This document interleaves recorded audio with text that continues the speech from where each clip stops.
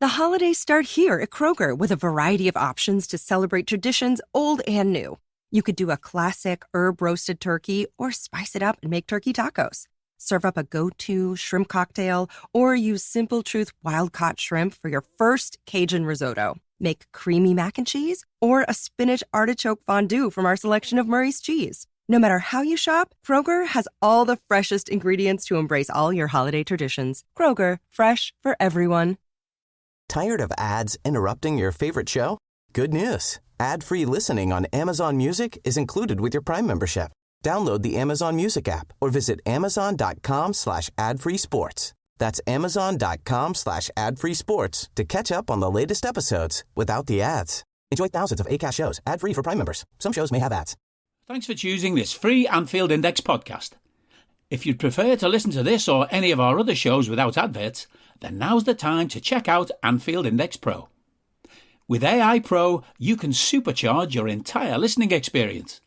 You'll not only get all of our podcasts without the ads, but you'll have them far faster with our Quick Publish feature available exclusively for subscribers.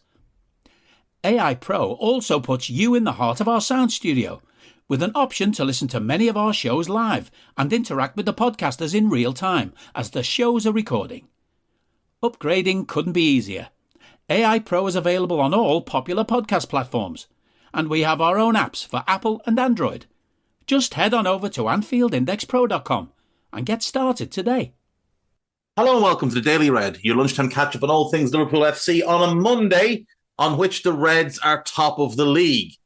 Let me repeat, the Reds are top of the league. We are 16 games into this Premier League season and Liverpool top the pile with 37 points, 11 wins, 4 draws and 1 defeat. And we all know how that defeat came about.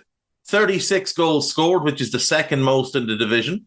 15 goals conceded, which is the best in the division. And 21 is our goal difference, and that's the best in the division.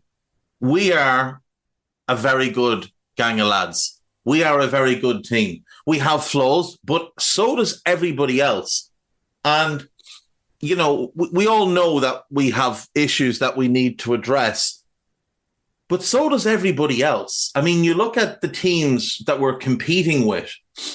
Arsenal are second. They're a point behind us. They have to come to Anfield in 2 weeks. Should we win that, we'll be 4 points clear, assuming we beat United, which we should. But that's assuming they also win their in-between game, which they may not. They have flaws. They're soft. They're soft defensively. They've got major issues with their goalkeeper. Their defenders are not good when they get turned around and have to defend facing their own goal, as we saw on John McGinn's goal. They don't have proper balance in midfield. And their forwards just aren't scoring enough goals. With Villa, you'd say Villa are really solid back to front. But is there enough high-end individual quality to win them a title? I don't think there is. Manchester City have issues everywhere at the moment. Now, some of them will be solved by injury, or by injuries coming back. But there's also a rumour going around that Erling Haaland has a fractured foot and could be out for 2 months. Now, we'll see what happens with that. He might be back for the next game. It is City, after all, and they wouldn't lie straight in a bed. But at the same time, if he is out for any significant period of time, that will hurt them. Like, I do think they're actually a better football team without him, because I think the other players all fit together better. But they have altered their style so significantly to make up for the fact that they include him in their team. He doesn't really work as part of their team, but he is a freak of nature and he'll still score 11 billion goals a season. Tottenham, I mean, do they have a reliable goal scorer outside of Heung-min Son? Do they have the depth? Definitely not, especially at centre-back. So they've got issues. United have issues everywhere.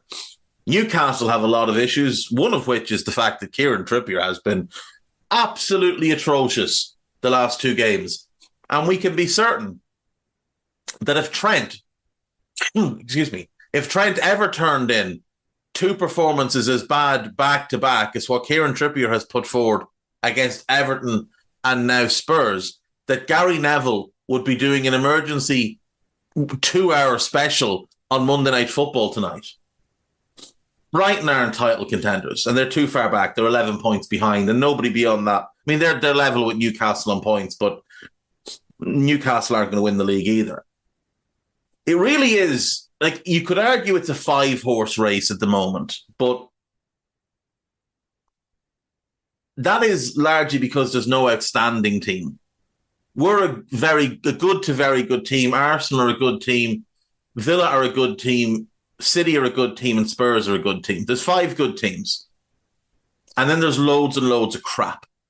Like West Ham, for example, are sitting 9th. They got pummeled 5-0 by Fulham yesterday. The Ev, if they weren't a terrible gang of cheats, would currently be 10th in the league. And just consider that for a minute. Everton, if they hadn't had the points deduction, would be 4 points clear of the likes of Chelsea. The Premier League is very strange this season, as it has been ever since COVID, really. But we sit top. And that's a really good achievement for us, considering this is year 1 of our rebuild. Year 1. We're not even close to being the finished product. We have 2 or 3 significant needs that need to be addressed. Defensive midfielder, left-sided defender, and I'd argue a left winger as well. It's not a need. It's not like we're desperate for that because we have options there. But with Diaz's fall off, Gakpo's not the best suited to playing wide because he's not the quickest, and Jota doesn't have the technical ability to play there. I do think that's a position we should be looking to upgrade on. But the rest, I mean, we've got the best goalkeeper in the world. We've got the best centre-back in the world. The guy next to him is, in my opinion, a top 4 centre-back in the league when he's on his game. We've got the best right-back in the world, who's currently playing as a hybrid midfielder / right-back and starting to really show what he's capable of. Szoboszlai is a machine. McAllister's outstanding. Salah's the best in the world at what he does, playing from the right. And then we've got Darwin, who's admittedly still a bit hit and miss, but he does impact winning. He does impact winning. Now, the positions that we have needs in, again, we have options for left wing. You could also include Harvey Elliott, who I would like to see get an opportunity there. You could play Szoboszlai there, though I think you'd need a very special defensive midfielder to get away with a midfield box of Trent, Elliott, McAllister, and defensive midfielder. You'd need an absolute monster in there. At least with Szoboszlai, he is a physical monster. But either him or Elliott could play left wing. Harvey might just be interesting just to see what he's capable of. Just, create a bit of space and whip crosses in. Keep it simple. Drop into midfield when we need you to, but hold that width. We can get by in midfield for the moment as long as it's Curtis Jones who's playing, not Gravenberch, not Endo. Curtis Jones needs to be returned to our starting 11. And then the left-sided defender, Costas, to his credit, has been pretty good in recent weeks. We've got Andy Robertson coming back. You would really hope that the shoulder injury that he's suffered has led to him getting the opportunity to kind of recover and rejuvenate, because he'd been run into the ground for months and for years. For years and years, Andy Robertson had been overplayed for club and country. And maybe he comes back reinvigorated. And we know how good Andy Robertson is. Like, nobody is sitting here saying Andy Robertson's not still a good player. But he's not the player he was, and he's ill-suited to this shape, as is Costas. But we're making it work. And if we could add that 6 that we need, we'd be in great shape. Now, there's obviously some people saying we need a centre-back as well after the injury to Joel Matip. I would agree. However, I thought Jarrell Quansah was really good at the weekend. I know he made the mistake on the penalty, but at the same time, that was the only mistake he made. He was taken off because we were going to go and commit more men going forward. And Jurgen wanted Ibu's recovery pace in there. That's why he was taken off. It had nothing to do with his performance. He played, I thought, very well. Virgil was imperious. Ali was incredible, made 2 brilliant saves. The first one from Lerma is just ludicrous. It's absolutely ludicrous. And Ali is very much in the group with Virgil and Mo, where opposition fans desperately try to compare whoever it is that they have in those positions to our lads. Like, you'll all remember the baby Alisson nonsense around Aaron Ramsdale last season. This season, Vicario is getting similar comparisons. I see United fans talk about maybe they need to go and buy another goalkeeper. And Diogo Costa of Porto is the one they bring up, and they compare him to Alisson. City fans are forever trying to compare their goalkeeper to Alisson. The bottom line of it is, none of them are anywhere close to his level. And the greatest compliment you can ever pay them is to compare them to our players. Like the Saliba Virgil nonsense. Saliba on the best day of his career is no better than Virgil was last season. Forget this season, last season, when Virgil was called out by a number of people for having a terrible season, but he didn't have a terrible season. He was just well below his own level. Compared to the other centre-backs in the league, he was probably still top 5 or 6 in the league.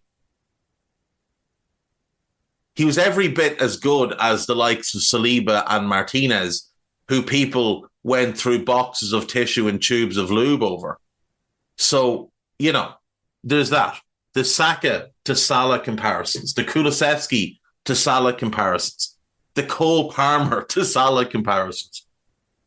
Our lads are on such an incredible level that the only thing they can be compared to is their past selves. If you're making an all-time Premier League 11, Alisson Becker, Virgil van Dijk and Mo Salah are in that 11. And it's non-negotiable. They're in that team. There's just no way to look at anybody else in their positions. Trent has a strong, strong case. He's certainly the best right back to have played in the Premier League. It's just, do you know what? There's no argument against it. Trent is the best right back the Premier League has seen. Let's be fair. He is. Who else are you going to put up there? Gary Neville, good, not great. Zabaleta, good, not great. Ivanovic, very good, not quite great. Kyle Walker, good, not great. Who else would you even put in that conversation? Trent is great. And you'd fill that back line out with McGrath or Owen, and you'd put Keane in midfield, and you'd put Gerrard in midfield. Your third midfielder then would be a question mark. You've got to put Henry up front. I feel like you've got to put Shearer up front. So you're going Salah, Shearer, Henry. And then the only really debatable position is that final one in midfield. And the modern fan will probably point to Kevin De Bruyne, which is fair. It's absolutely fair. But I think the one he'd have to be compared with is Gerrard. And yes, he's obviously won more titles than Stevie. But he's not a better player than Stevie was. As great as he is, KDB's not, he's not Gerrard. So I would say you go Gerrard, Keane, Vieira as your three. Tired of ads interrupting your favorite show? Good news. Ad-free listening on Amazon Music is included with your Prime membership. Download the Amazon Music app or visit amazon.com/ad-free sports. That's amazon.com/ad-free sports to catch up on the latest episodes without the ads. Enjoy thousands of Acast shows ad-free for Prime members. Some shows may have ads. I just don't think there's anybody that touches that midfield. I mean, Paul Scholes, an incredible player. He's unfortunate not that I wouldn't pick him, but who do you take out? You can't take out Keane, the best defensive midfielder the league has seen. Vieira is the best box-to-box midfielder the league has seen. And Gerrard's the best attacking midfielder the league has seen. And I know that if any non-Liverpool fan hears this, they'll say, oh, it's a Liverpool bias. But it's not, because if it was, I'd be putting Suarez in. Because he's the best 9 the Premier League has seen. He just didn't do it for long enough. Luis Suarez had the best season anyone's ever had in the Premier League in 13-14. And he was otherworldly good from January 2013 to May 2014, which is 18 months, where he played at a level that no one else has reached in this league, including Henry, including Salah. But he didn't do it for long enough. So Shearer would get in over him. But I don't think Salah, Shearer, Henry is in any way controversial or debatable, personally. I think Salah has taken Cristiano's spot because he's got a much better Premier League resume than Cristiano. I'm not saying he's better than Cristiano overall, but he's better than him in the Premier League. The centre-back spot you could debate next to Virgil. Tony Adams certainly warrants conversation. Sol Campbell would warrant conversation. Jaap Stam would warrant conversation that wasn't in the league really for long enough, I don't think. Ricardo Carvalho would warrant conversation. That's kind of it. Left back, you could certainly make a case for Ashley Cole. But I think Dennis Irwin, what he did in the 90s was superior to what Cole did. If you want to go Ashley Cole, fair enough. But I will always go with Dennis Irwin. Like, that's the level that these lads that we're talking about in this team right now have gotten to, where four of them are the best the Premier League has seen in their position. And if it wasn't for industrial level cheating in Manchester, they'd all have 3 Premier League titles, maybe more. Maybe more.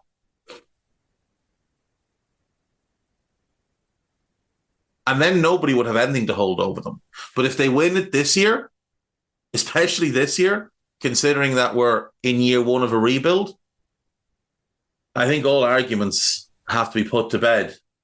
There's plenty of stuff on thisisanfieldandliverpool.com to check out. On AnfieldIndex.com, there is a piece about poverty chanting and the culture around it, and how horrible it was to hear Newcastle fans at Goodison Park on Thursday night making poverty chants, embarrassing themselves. It was great to see a number of Newcastle fans calling them out, and then disappointing to see those who were clearly part of the chanting try and play it off as banter. Banter is meant to be funny. Like, it's meant to be funny.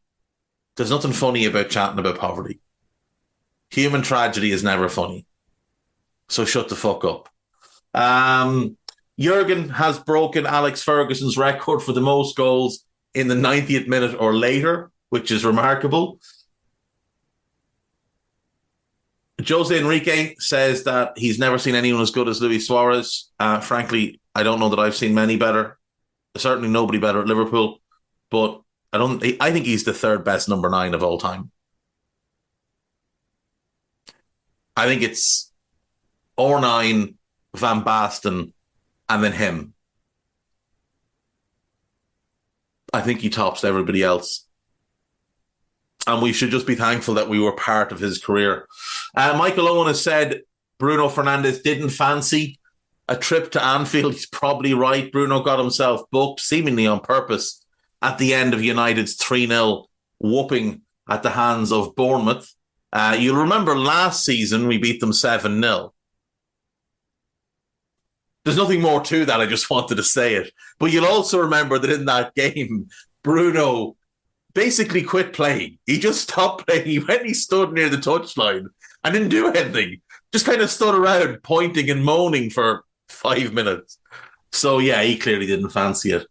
My best friend, Fabrizio Romano, who, some might disparage as a spoofer. I myself would never say such a thing about my best friend. He has said that we're discussing a deal with João Palhinha's representatives.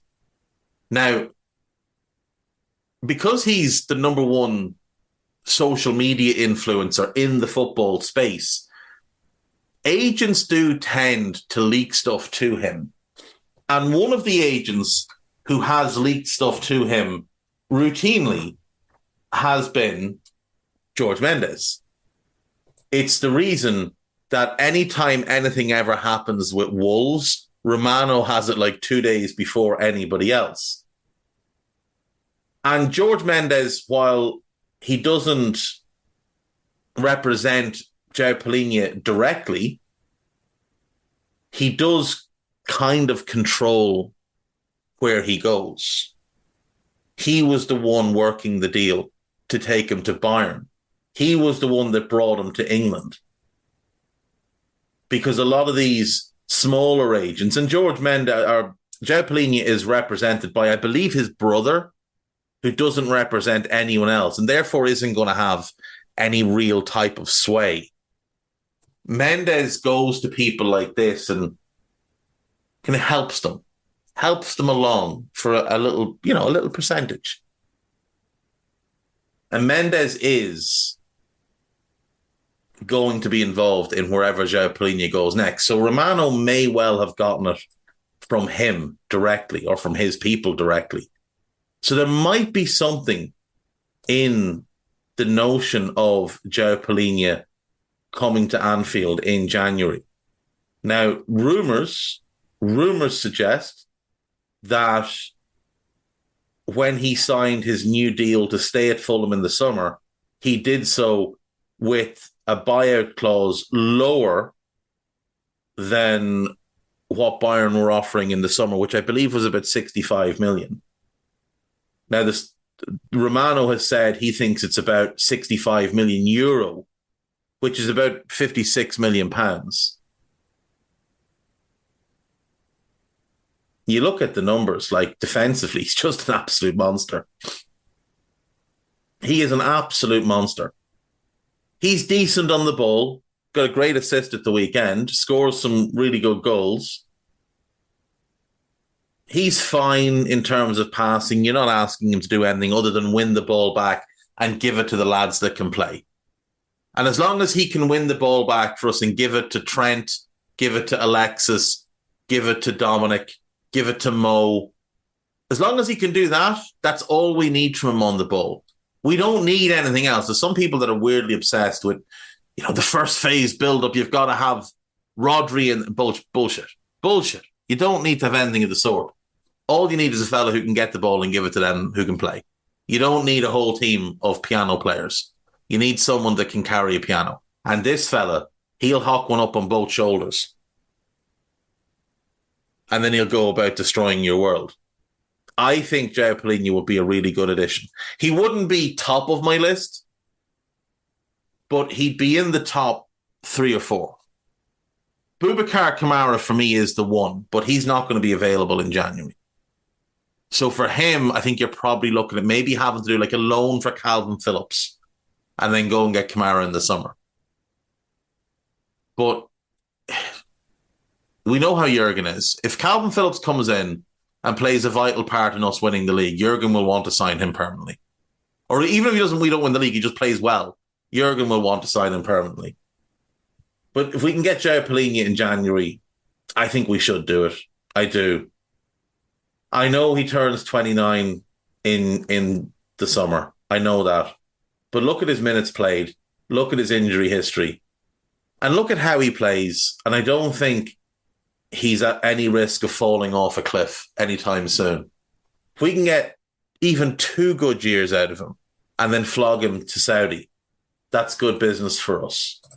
If we get 2 good years out of him and sell him for 40 million, if he helps us, well, it'll be 2.5 years, wouldn't it?